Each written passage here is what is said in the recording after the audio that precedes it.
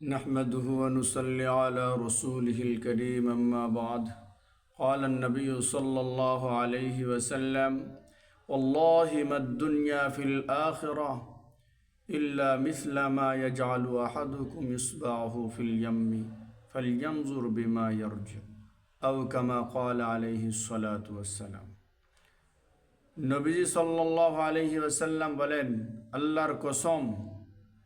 আল্লাহর কসম আখিরাতের তুলনায় দুনিয়াটা হলো ওই রকম যেমনভাবে তোমাদের কেউ আল্লাহ সমুদ্রের মধ্যে তার আঙ্গুল ঢুকায় দিল,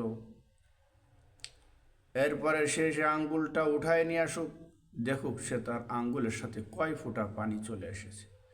সমুদ্রের মধ্য থেকে আঙ্গুল উঠায় নিয়ে আসলে এক ফোঁটা পানি ওঠে বা ওঠে না। তো ওই বিশাল সমুদ্র ভরা পানি ওটা কেমন যেন আখেরাত, আর এক ফোঁটা পানি তার সামনে যতটুকু এতটুকু হলো দুনিয়া। তো এই সামান্য এক ফোঁটা শান্তি, এক ফোঁটা সময়, এক ফোঁটা হায়াতের জন্যে আমরা যে পরিমাণ মেহনত করতেছি, কষ্ট করতেছি, ফিকির করতেছি আখেরাতের জন্যে, তাহলে এর থেকে কত বেশি পরিমাণ করা দরকার আমরা একটু ভেবে দেখি।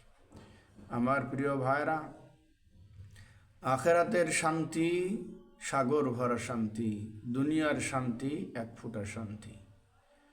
আখেরাতের জন্যে পাগল হওয়া, সাগর ভরা শান্তির জন্যে পাগল হওয়া, দুনিয়ার জন্যে পাগল হওয়া, এক ফোঁটা শান্তির জন্যে পাগল হওয়া। জন্যে নবীজি সাল্লাল্লাহু আলাইহি সাল্লাম বলেছেন, বুদ্ধিমান হলো সেই যে ব্যক্তি নিজেকে চেনে এবং আখেরাতের জন্য আমল করে। আসলে এই যে আখেরাতের জন্য আমল করে সেই আসল বুদ্ধিমান। কারণ এক পাশে যদি এক ফোঁটা রেখে দেওয়া হয়, আর এক পাশে যদি এক পাশে 1 টাকা রেখে দেওয়া হয়, আর এক পাশে কোটি কোটি কোটি কোটি টাকা রেখে দেওয়া হয়, তো যদি কেউ ওই কোটি কোটি টাকার ভান্ডার রেখে, স্বর্ণের খাজানা রেখে একটা